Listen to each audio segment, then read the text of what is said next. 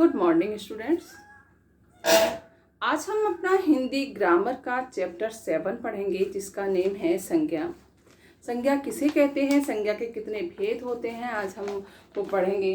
तो page number 26 पर है, मेरा नाम राकेश है। नाम क्या है? राकेश। मैं लखनऊ में रहता हूँ। व्यक्ति का नाम क्या है? राकेश है। रहता कहाँ है? लखनऊ शहर में। ठीक है। मैं फुटबॉल खेलता हूँ। फुटबॉल वस्तु का नाम है। फुटबॉल खेलता हूँ, है ना। दादाजी का बुढ़ापा आ गया। बुढ़ापा क्या है? एक भाव है।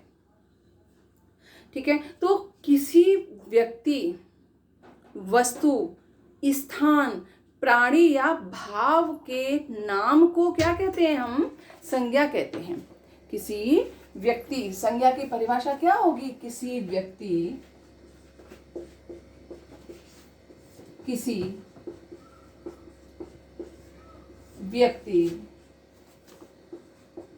वस्तु, स्थान, प्राणी या भाव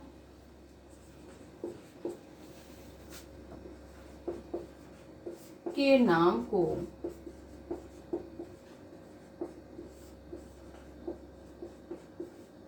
संज्ञा कहते हैं। ठीक है। क्या लिखा? किसी व्यक्ति, वस्तु, स्थान, प्राणी या भाव के नाम को संज्ञा कहते हैं। जैसे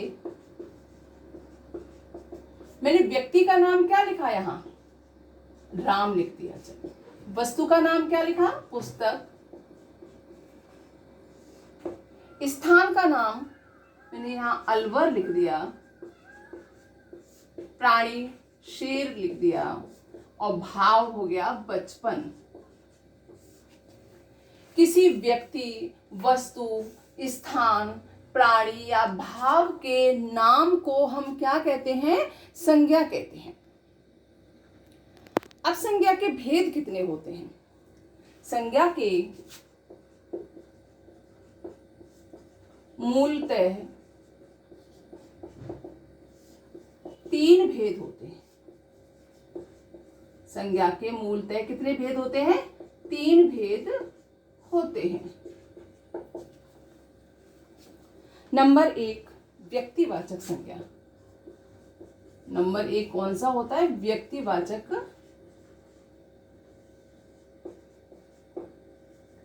संज्ञा। नंबर 2, जातिवाचक संज्ञा।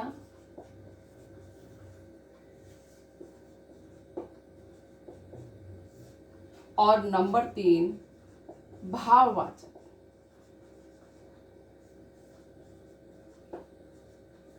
भाववाचक संज्ञा। तो सबसे पहले हम पढ़ेंगे व्यक्तिवाचक संज्ञा क्या होता है।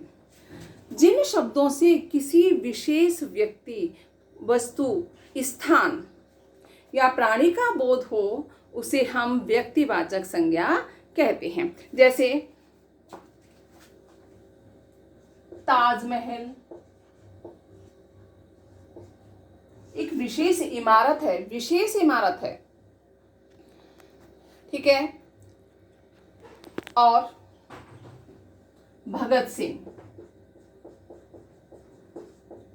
विशेष व्यक्ति का नाम है भगत सिंह। और जैसे मैंने लिखा अलवर या जयपुर, कुछ भी एक विशेष शहर का नाम है। ठीक है। जिन शब्दों से किसी विशेष व्यक्ति, वस्तु, प्राणी या स्थान के नाम को हम क्या कहते हैं? व्यक्तिवाचक संज्ञा कहते हैं। नेक्स्ट है जातिवाचक संज्ञा। जिन शब्दों से किसी जाति यानी पूरी जाति या समूह का बोध होता है उसको हम जातिवाचक संज्ञा कहते हैं। जैसे मैंने बोला कुत्ता। कुत्ता शब्द जो है पूरी जाति, कुत्ता जाति का बोध करा रहा है। लड़की, लड़की पूरी लड़की जाति का बोध करा रही है। तो अगर मैं लड़की ना बोलकर यहां बोलूं गीता या राधा तो वो व्यक्तिवाचक संज्ञा होगी, क्योंकि वो उसका नाम है ना। लड़की का नाम है तो वो व्यक्तिवाचक संज्ञा होगा। लेकिन अगर मैंने लड़की बोला या लड़का बोला या बिल्ली, बैल, जो भी पूरी जाति का जो बोध कराते हैं, जैसे पुस्तक, पुस्तक अगर मैंने किताब या पुस्तक न बोलकर मैंने बोला हिंदी व्याकरण, तो वो व्यक्तिवाचक संज्ञा हो जाएगी, क्योंकि उसका नाम हो गया वो। और अगर पुस्तक बोला है, किताब बोला है, तो वो पूरी पुस्तक जाति का बोध करा रहा है, पूरी किताब जाति का बोध करा रहा है, तो वो जातिवाचक संज्ञा हो जाएगा। तो यहाँ होगा, जैसे मैंने लिखा बिल्ली, पुस्तक, और एक लिख दिया लड़की, है ना। जिन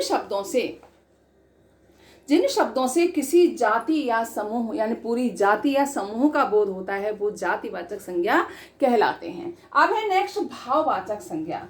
जिन शब्दों से किसी गुण दशा, किसी व्यक्ति या वस्तु की गुण दशा का बोध होता है या भाव का बोध होता है, उसको भाववाचक संज्ञा कहते हैं।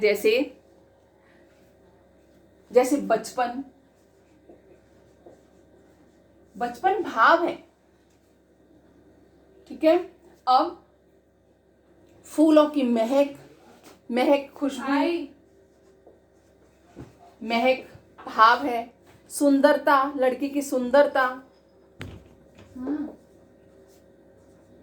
सुंदरता क्या है, एक भाव है, ठीक है। तो ये हमारी भाववाचक संज्ञा हो गई। अब पेज नंबर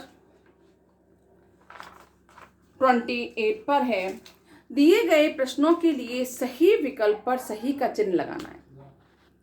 सही का चिन्ह लगाना है आपको। बहुवचन में प्रयुक्त नहीं होती, तो बहुवचन में व्यक्तिवाचक संज्ञा जो होती है हमेशा एक वचन में होती है, वो बहुवचन में प्रयोग में नहीं लाई जाती, बहुवचन में प्रयुक्त नहीं होती है। संज्ञा के मूलतः कितने भेद होते हैं? संज्ञा के मूलतः मैंने अभी बताया आपको 3 भेद होते हैं। संज्ञा के मूलतः कितने भेद होते हैं? 3 भेद होते हैं। किसी गुण, दशा या भाव का बोध कराने वाले शब्दों को क्या कहते हैं? भाववाचक संज्ञा कहते हैं।